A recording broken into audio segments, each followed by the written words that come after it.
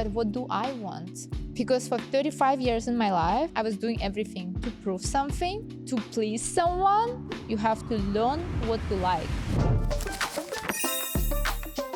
Hello, welcome, Sunshine. Hi, I'm so happy to be here, and I love the idea about this.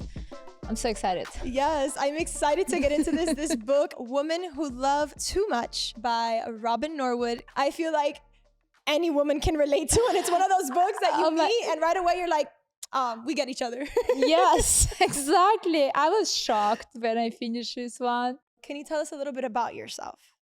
Like, I was born in a very small town in Russia, simple family, not really healthy family.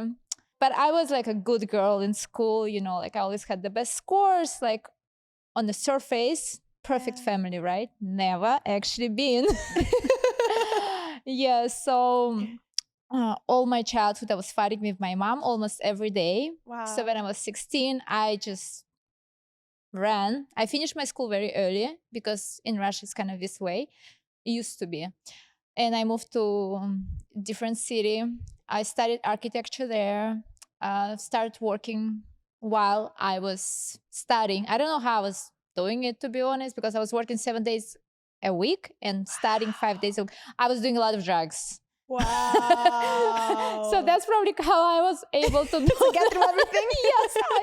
Honestly, we're here for the transparency. Thank God I'm alive. No, I'm all about transparency because, like, what's the point of lying? Yeah. The truth always gonna come to the surface. Yes. And then you just have to kind of explain yourself. Then you just say whatever it is, right? Right. Because when I was in Russia, I never got this attention. And like when I was young, I was insecure, so I always based my opinion about myself by other people. And then I started dating my ex. Obviously, I wasn't like flirting or going out with anyone else. But when we broke up, I tried kind of like going out with guys in Russia, and it's like it never works. Like I couldn't talk to them. So when I went to Europe, I got so much attention. I mean, I think I said first time in my life, I'm happy. First time in my life. Then I started doing OnlyFans because every photographer was like, oh my God, like you're so sexy. Like your pictures are so sexy. Why don't you do OnlyFans? Like it's going to be such easy money, Well, that was wrong. It's not an easy money. I think it's the hardest job in the world, to be honest, like you have to work 24/7 like any business owner, right? Like you have to always take care of your customers. But these customers is a little bit different. These people who go there, they go for a reason. And most of the time, it's not even like the sexual reason. Like they're trying to prove something to a woman. And for me, it was like so hard. Like it was honestly like the hardest time, I would say. And also I started partying a lot. I started I partied in Russia for like a year, and then I stopped completely sober for like 5 years. But then I went to Europe, America, and it's just everything is available. Like literally, I would go to any club and I get everything for free. Any type of drugs, any type of alcohol. Like I don't remember paying for anything, and then it's so easy. And it's like people who kind of look up, like all these like club owners, like celebrities and everything. And like they all do this in front of you. And like you want to be part of this group. Of course, you start doing this again and again and again. And then it became addiction. I'm very addictive. Like this is going to be in the book again, right? Like I'm very addictive. Like I have extremely addictive personality. So the parties got me really bad. Like I was on the bottom. Like I would party like 5 days in a row and then sleep 4 days in a row. I couldn't even eat. I was so tired. And I felt like also because, the how you say it? Serotonin level, like just drops so bad when you like overuse it. So that was really hard. Then I also started working in a strip club, and it was insane money. But again, everything around drugs, alcohol, and also like a lot of people, you know, like sick mentally. Because I also noticed, I'm not saying every rich person is like this, not at all. There are some very amazing, smart, kind people, but people who go to strip clubs, the richer they are, the crazier they are, right? So this all, I was like, I cannot do it anymore because it was just completely insane. What's something you ask men on a first date? Oh, yeah. So I ask a lot of questions. I ask what relationship he has with his parents. Does he has any like siblings and how like he communicate with them? And also I ask how emotional he's, like, is he crying? Is he like, when he last time he cried, you know, like, because, you know, like then men say like, oh, men don't cry. I'm like, okay, bye. How often do you cry? Well, almost every my therapy session, for sure. It's like every Tuesday morning I have a therapy session at 7 a.m. So I cry at 7 a.m. Good to know, noted. Yes. So like after that, I go to the gym and I'm like, I have the best mood ever. Yeah. You know? So, and then so last year I would cry almost every day because I was going through a lot, like just like unpacking and packing, like all my childhood traumas, everything. Like if I go to any type of healing, so I tried a lot. Like I did ayahuasca, I did like DMT for the get sober, you know, like I did like sound therapies, I did Kundalini yoga, everything, right? And every time I go there, I cry nonstop. Like like my face gets 2 times bigger. Yeah. It's a release. Like I don't know when crying became a bad thing. I think it's so beautiful that your eyes can produce tears. Yeah. Like your eyes can produce water. It's the easiest, the fastest way to get rid of like something. What have you learned about yourself through this book? Well, first of all, oh my God, yes. This book is insane because so when my therapist heard all my stories, you know, like, I mean, like she heard every stage of my this quick relationship. And she's like, oh, you need to read this book. I'm like, perfect, yes. I read it. Every story in there, I have something relatable. So there are different women and they have different stories, how they have addictive relationship, right? So as I say, I have addictive personality. So for me, a lot of guys were like another type of drug, right? So there was like one story about a woman who was like, she has to like seduce every man, right? Like in her life. And that was definitely my thing. I was like, if I can seduce him, I can have him. Yeah, using your power to your advantage. Yeah, so then there was like another story about another woman who says, oh, like they would see each other like certain time a week, right? Because he has a different family. So he only can have this time and she works for his time. Definitely my case. I've done it so many times when I would date a guy who's super busy with work and I would make my life all around his schedule so many times. And I'm like, why are you doing it, Vera? Yeah. You know, and bunch of stories there. So they basically say a lot of women who had like dysfunctional families, who had like some alcoholics. My dad, he's an alcoholic, obviously, like a lot of suppressed emotions, like barely available. So again, about me, right? And they say like a lot of things in my life, it's an addiction. So I have food disorders, like I have addiction with food. I had addiction with gym now, you know, but it's a good one, you know. I don't like, it can be a good one. Drugs, alcohol, men, sex, like I had it all. Yeah. I had it all. Yeah. And then when I finished the book, it also says is like, stop and think, what did you do for yourself in your life? And I was like, I was on a yacht, you know, Miami, right? Like bunch of beautiful girls, and I'm looking at them, and I'm like, I'm looking at them and see like was me 2-3 years ago. The conversation they talk about, the things they say, the thing they like flexing, and it's fine, you know. I'm like, wow, this was me. But you now, recognize that. yes, but now I'm so not relatable anymore. It's boring. Wow. And I'm sitting, but there is another thing coming after that, right? When you recognize that, I'm like, but what do I want? What do I want? And I was sitting for 3 hours and I couldn't answer it. I was like, what do I want? Because for 35 years in my life, I was doing everything to prove something, to please someone, or do something despite of it. Like, for example, if my mom says something, I'll do opposite, and a lot of things like that. And again, my therapist, when I told her this, she's like, so now it's on you. You have to learn what you like. It's scary though.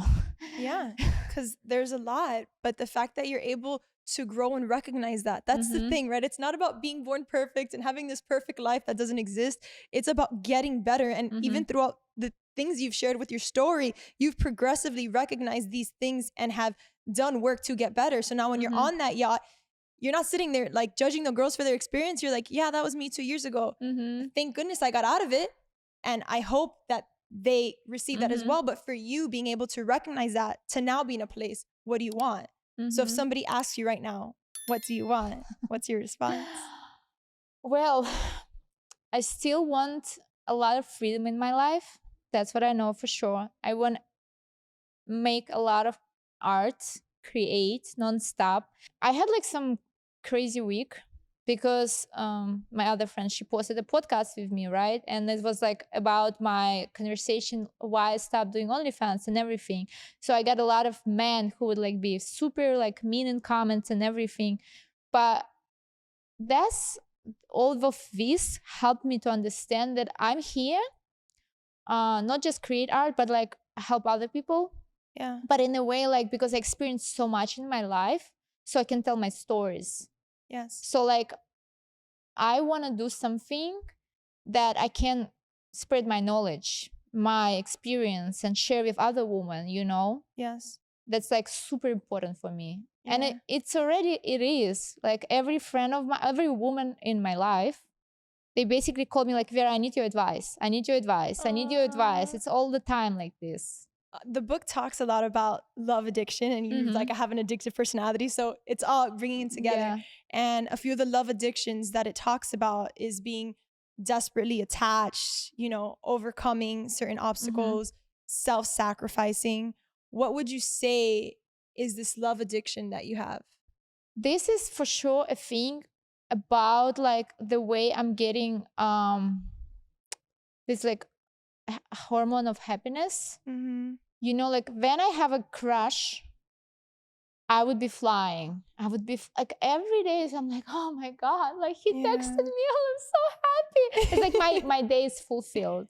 Yeah. But the thing is, it's like I can't rely on other people all my life like this, and it honestly most of the time end up really bad for me, and most likely for another person, right?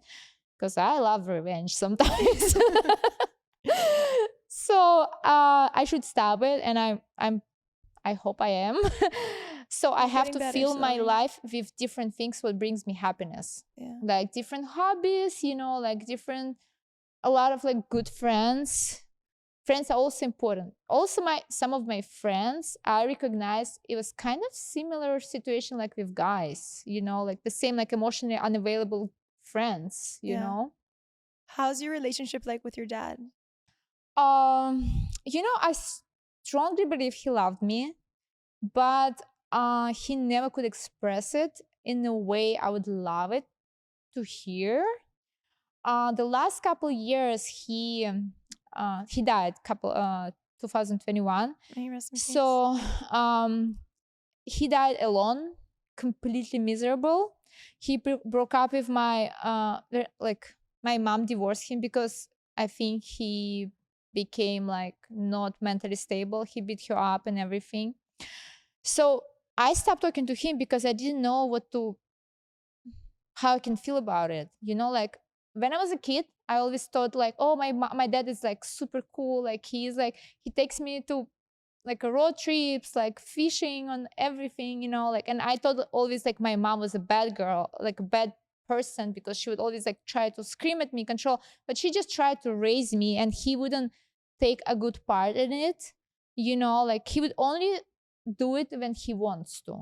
Like, don't taking, he never knew like what grade I am at the moment. You know, like one time I was sick, he took me to hospital, and all the question in the list, you know, when you have to answer like what disease you had, and like I answered it. He had no idea. And they were asking him, and he was like drunk, like not knowing honestly.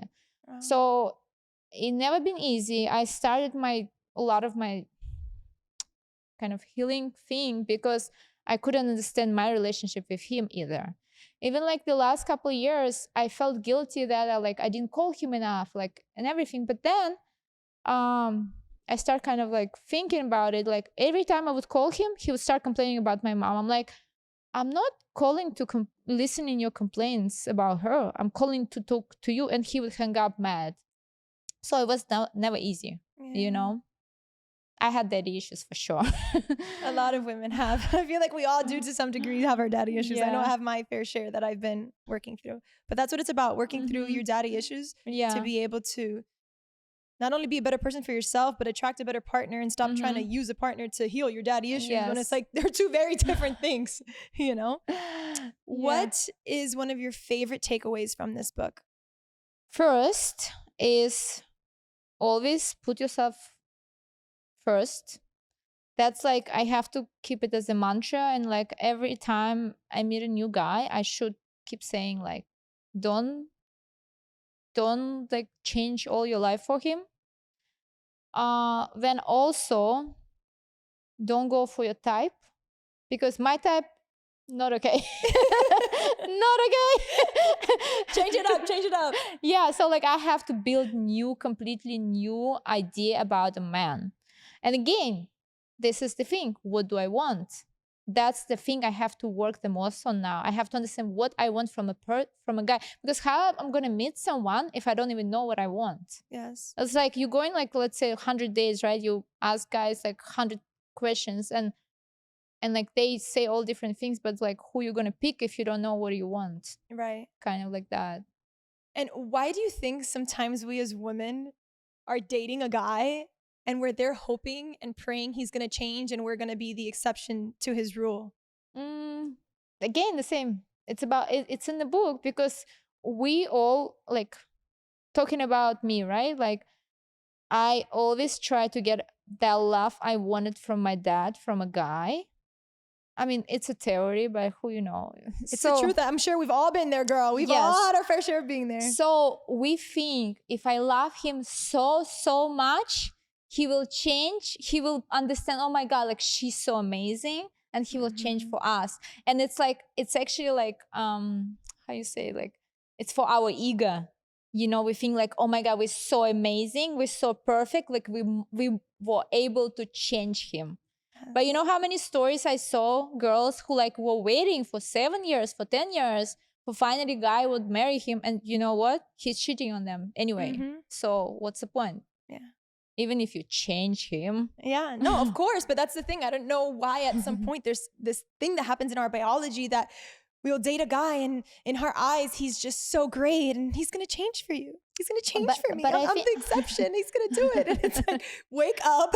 It's totally fine. He's in his process. You're in your process. And at that moment in time, you guys just aren't a fit, and that's okay. Yeah. But sometimes I feel like we take it so personally that we're like, well, what's wrong with me? Why am I not enough for him to change? Well, it has nothing to do with you. He's in his process. And I think that's something for me personally that took me years to realize, where now if you date somebody, it's like, all right, cool, that's where you're at, cool, I'm going this way, or we're on the same page, let's go and try this out. You know, it's a nice little balance. I think about this, I want to add, because, you know, first of all, we have to learn how to accept people who they are. Yeah. You know, because us women, sometimes we take a guy as a project. No, please. Girl. Say that again, girl. We take him as a project. No, girl. Do your own project. Work on your business. He is not your project. That's very important. And also our society. We build in society, like, even we say like it's like more feminist now, but it's not. Right. We're so far from the ideal society, and it's still a lot of like a lot of traditional things, you know, like involved. And it's funny because like half of things change and half of now. So like now, let's say like if before we thought like, oh, a guy gonna provide everything for us, so we working for him, like doing everything at home and everything. Yes. So like, but things change, so guys don't provide and women still doing things for them. Yeah. And it's like, it's a lot of like mess, honestly. Like I think we should just understand each other better. Right. Thank you so much for being here. It has been a pleasure, and you have shared a lot of your story. So thank you for your vulnerability and your truth, because it was very raw and authentic, and I really appreciate that. So thank you. Thank you. Where can people find you? So I have Instagram and TikTok. It's the same. I am Vera Smirnova. It's a little bit long, but it's my name, you know. Yeah, there. Awesome. Well, there you have it. We just finished wrapping our episode. If you want to check out the book, Women Who Love Too Much by Robin Norwood, click the link in the description below and get your copy today. As always, make sure to like, comment, and subscribe, and let us know what you thought about this episode. And maybe comment what's your favorite dating advice, because I want to know. Let us know. Turn the page, and we'll see you in the next one. Shout out to our sponsor, Local Cold Brew Coffee.